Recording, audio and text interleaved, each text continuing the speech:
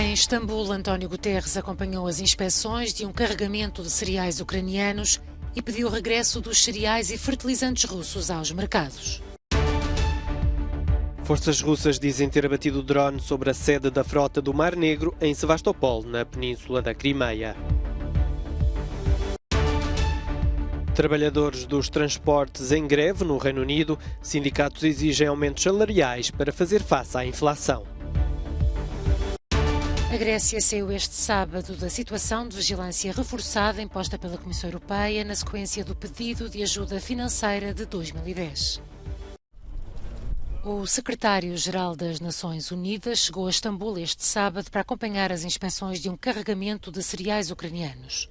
25 navios já partiram de Odessa e de outros portos desde que a Rússia e a Ucrânia assinaram um acordo de 4 meses para a exportação de cereais.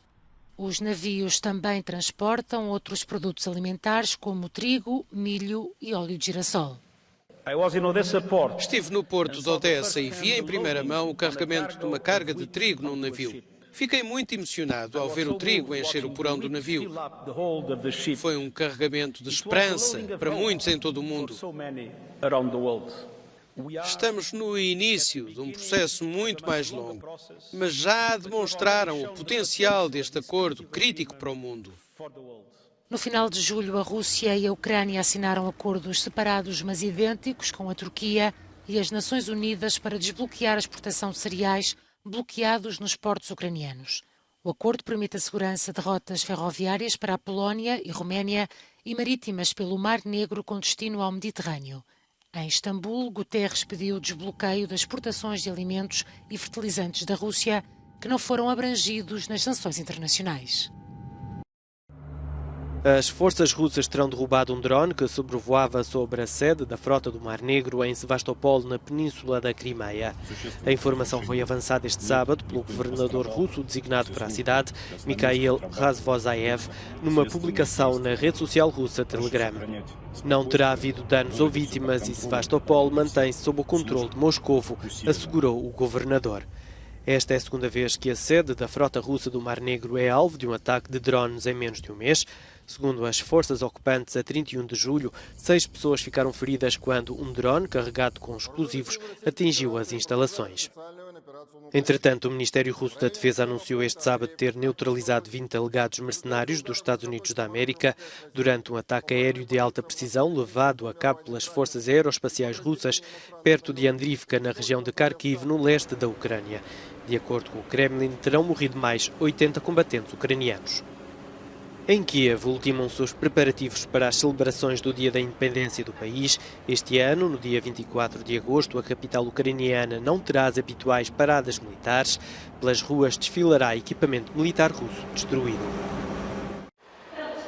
Este sábado, o Reino Unido enfrenta o terceiro dia de greve dos transportes públicos. Na quinta-feira, os comboios do país paralisaram, na sexta parou o metropolitano de Londres. As greves foram convocadas por vários sindicatos que exigem aumentos salariais ao nível do aumento do custo de vida. As negociações, com um grande número de operadores ferroviários privados no país, estão paralisadas. O ministro britânico dos Transportes tem sido acusado de bloquear a situação. Por seu lado, Grant Shapps culpou os sindicatos por se recusarem a aceitar reformas para modernizar o setor e disse na sexta-feira que elas podem ser impostas pela força. Este é o maior movimento de greves em décadas contra a inflação, que em julho atingiu 10,1% e pode ultrapassar os 13% em outubro. No entanto, estas não são as únicas greves no país. No domingo, cerca de 2.000 estivadores do porto de Felixstowe, o maior porto de carga do país, vão iniciar uma greve de 8 dias. A Grécia saiu este sábado da situação de vigilância reforçada imposta pela Comissão Europeia na sequência do pedido de ajuda financeira em 2010. A partir de agora, o país deixa de enfrentar o escrutínio trimestral das finanças públicas para receber os pagamentos de alívio da dívida. O primeiro-ministro fala de um novo horizonte de crescimento, unidade e prosperidade. Estes últimos 3 anos constituem, na prática, uma resposta às lições dos últimos 12 anos. Mostram o caminho para que jamais voltemos àquilo por que temos passado. Eles forjam a nossa autoconsciencialização e incitam-nos a avançar unidos, armados com a verdade e soluções realistas e não com mentiras e negações fáceis. O fim da vigilância reforçada permite a Kyriakos Mitsotakis uma maior liberdade sobre o orçamento, numa altura em que a Grécia, como toda a Europa, enfrenta uma crise pós-pandémica de custo de vida e de energia desencadeada pela guerra na Ucrânia.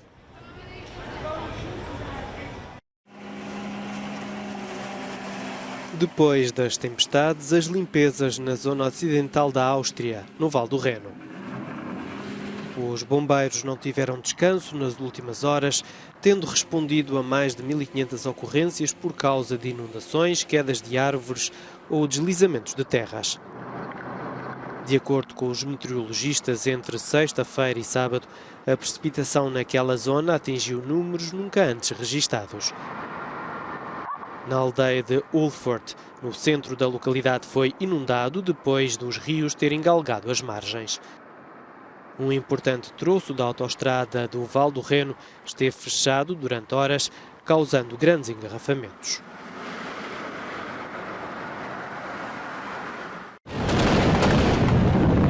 Na capital da Somália, um dia depois do ataque ao hotel Hayat, continuaram os confrontos entre as forças de segurança e um número desconhecido de homens que estão dentro do edifício. O ataque desta sexta-feira foi reivindicado pelo grupo extremista Al-Shabaab, ligado à Al-Qaeda, que controla grandes áreas do sul e do centro do país. Morreram pelo menos 20 pessoas. Os agressores abriram o caminho para o hotel com 2 carros-bomba e depois começaram a disparar. As forças de segurança conseguiram resgatar dezenas de pessoas, entre funcionários e hóspedes que ficaram presas no prédio. O Al-Shabaab tenta derrubar o governo somália há mais de 10 anos. Este ataque é o primeiro de grandes proporções desde que o presidente Hassan Sheikh Mohamud reassumiu o poder em maio. Um acidente entre uma ambulância, um carro de reportagem e um autocarro fez 16 mortos e 21 feridos este sábado na Turquia. Entre os mortos estão 3 bombeiros e 2 jornalistas. O sinistro ocorreu numa autoestrada na província de Gaziantep, no sudeste do país. Segundo a agência de notícias turca DHA, o motorista do autocarro terá perdido o controle do veículo. Milhares de pessoas assistiram este sábado à tradicional cerimónia de coroação em Ulundi, na África do Sul, onde Misuzulu Kazi foi coroado rei da nação Zulu. A Constituição do país reconhece os governantes e chefes tradicionais. Estes reis, sem poder executivo, acabam por exercer autoridade moral e são profundamente respeitados pelo povo. A nação Zulu é o maior grupo étnico da África do Sul. Na Grécia, 3 ursos pardos foram encontrados mortos a tiro no mês passado, perto da cidade de Florina, na região da Macedónia Ocidental. De acordo com a organização não-governamental Arcturus, desde o início do ano morreram já 4 ursos nesta região que pertence à área protegida Natura 2000. Ao colocar o assunto em aberto e ao mobilizar as autoridades, esperamos que se ponha fim a esta ação criminosa. É bom que tais ações já não fiquem impunes, para que os perpetradores ou aqueles que levam a cabo tais ações criminosas contra um animal que é protegido pela legislação grega, assim como pela legislação europeia, cessem tais atividades. É claro que todos estão conscientes de que tais ações não ficam impunes. O ambientalista acredita que por detrás destes crimes estão interesses económicos. Não acreditamos que seja tanto medo em si mesmo. O abate dos ursos pode ser visto como uma ação preventiva que foi tomada de modo a não danificar o capital agrícola ou pecuário, o que é ainda mais inquietante e enfurecedor. De acordo com a Arcturus, um dos 3 ursos era uma jovem fêmea adulta que estaria ainda a amamentar. Isto significa que as crias ficaram órfãs. O vice-ministro do Ambiente e Energia, Geórgios Amiras, refere-se ao caso como sendo horrível.